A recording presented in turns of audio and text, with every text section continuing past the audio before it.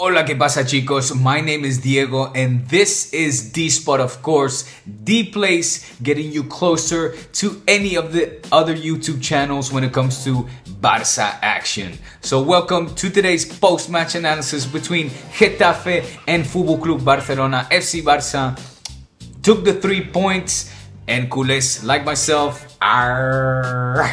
we've got to be delighted. Let's get right into it and subscribe to this channel if you haven't already. Welcome to the show. Again, my name is Diego and this is D-Spot. Let's kick it off. Blowing up the spot. Cause I'm blowing up the spot. Blowing up the spot and all that. All this paper, son.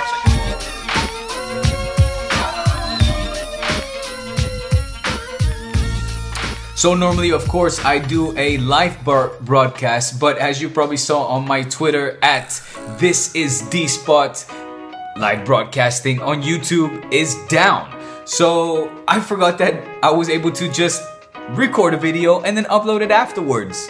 Guys, I said it before in my broadcast for SB Nation's Barça Blaugranes. Make sure you subscribe to that if you haven't already as well, for some excellent Barça news, daily news written by great editors. I said it on my broadcast there. Don't expect any fancy Andres Iniesta-like passes.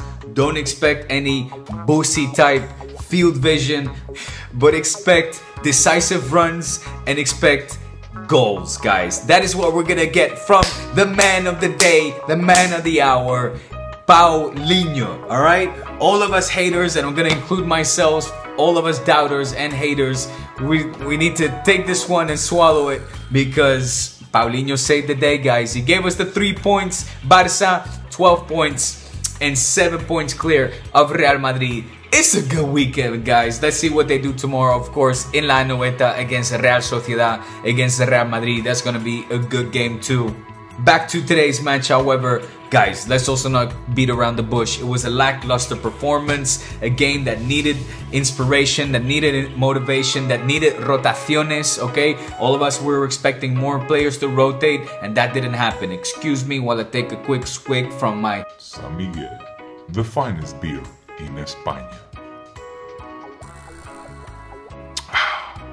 I don't always drink beer, but when I do, it's San Miguel, the finest of Spain. So, I would have liked to have seen Andres Iniesta rest. I would have liked to have seen Rakatic and Busquets rest. They've been playing a lot of minutes, with Spain, the national team, and Barça. I was expecting them to be rested. However, we only saw Semedo be substituted for Sergi Roberto. A shame as well, if you ask me. I would have liked to have seen Aleix Vidal on that right flank, because Sergi Roberto, of course, is much more at home and comfortable in that midfield. Didn't happen. You gotta give Valverde credit where it is due, because he did see the need to make the substitutions after the first half. Again, a first half that we just want to wipe away from our memory. It looked like the typical type of matches where, you know, those afternoon matches during the siesta time, those are just not good for us. They have never been good in the past, and they were not good today. Like I said, lacking in motivation. All the players just seem disconnected.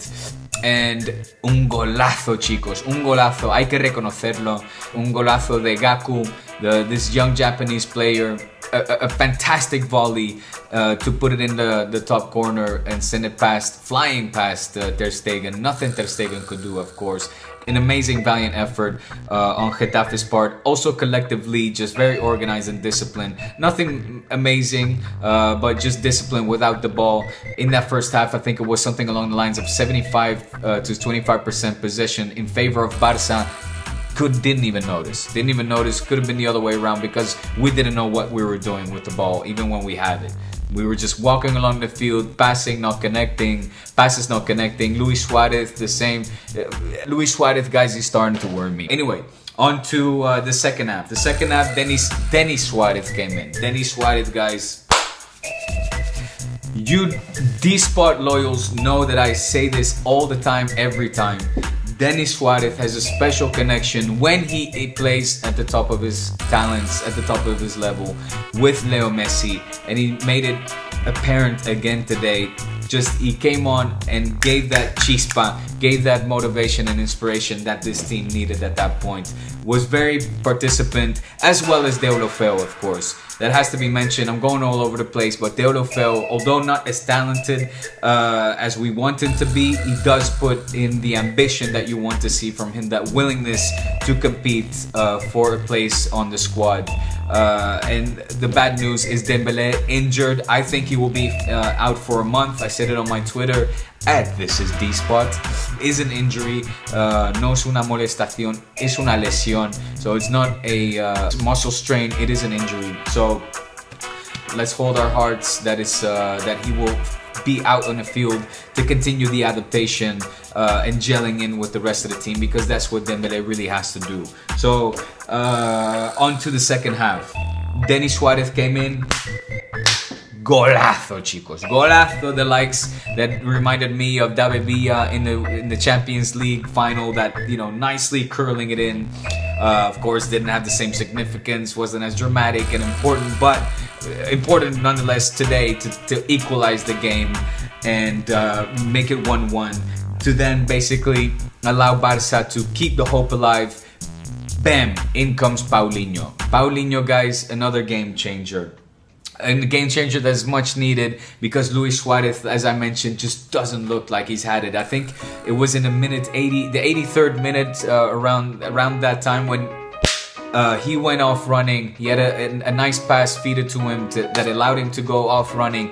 And as soon as he received the ball, you could just see, bam, doubts hit him all over the face, okay? He was full of doubts, no ideas, no inspiration. And what does he do? He gives a pass and sends the ball right into the feet of the Getafe defender. Just absolute disastrous. You see him throwing his hands in the air, just rubbing his face in frustration. No lo tiene. Es la lesión de la rodilla that is still the injury of the knee that is still bothering him. That is my opinion, at least, because since then he hasn't been the same. He probably came on a little too early, came back a little too early from that injury when he played that World Cup qualifier for Uruguay, because es que el chico no lo tiene. El chico está perdido, está enloquecido, no sé qué le pasa, okay? He just doesn't have it, and he needs to go out for a little rest, if you ask me. Speaking of rest, let me fill up.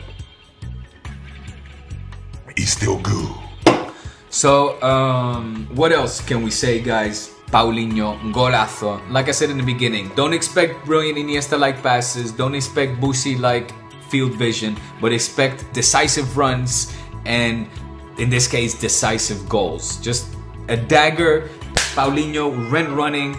The defender was sloppy. I have to say, I don't remember who it was. The Getafe midfielder that was trotting just about 2 meters behind Paulinho. Paulinho, however, just determined to get into the box. Messi sees him.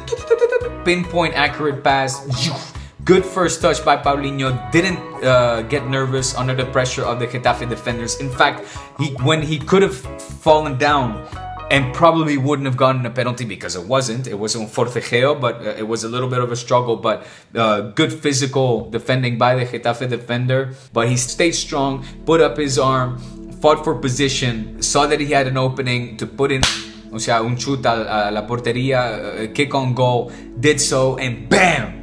In came the 2-1, the game winner, the 3 points, the 12 points out of 4 matches, the 7 points clear, ping, of Real Madrid. Thank you, Paulinho. Thank you for humbling all of us culés, because I'm not the only one here. What I mainly doubted was him gelling in with the team. His type of play, which I still think is not a kind of play that you want to see or expect to see from a Barca player. He is not a controlling type of footballer, okay? He is exactly what he showed today. Just physical strength, ambition, willpower, running, and kicking on goals, scoring goals. Let's not forget that he is the top goal scorer for La Selección Brasileña with, I think, 5 goals. He's tied with Neymar, or maybe Neymar has 6. I don't exactly know, but he's up there. And he showed it again today. He did it again for Barca, and I mean, we gotta love him for him. I also, as much as I doubted of his arrival, I also said when he arrived, I said that I was going to be 150,000% if that was possible behind him. Now that está defendiendo nuestro escudo, del Futbol Club Barcelona, guys. Get behind him if you're not already, because this guy's for real. Un fichaje que está funcionando. Semedo right now is working.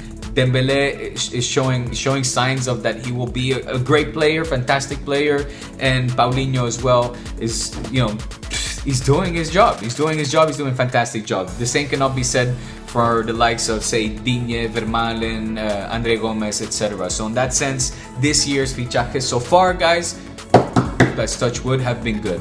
I noticed that I look very creepy with this light. It's very dark and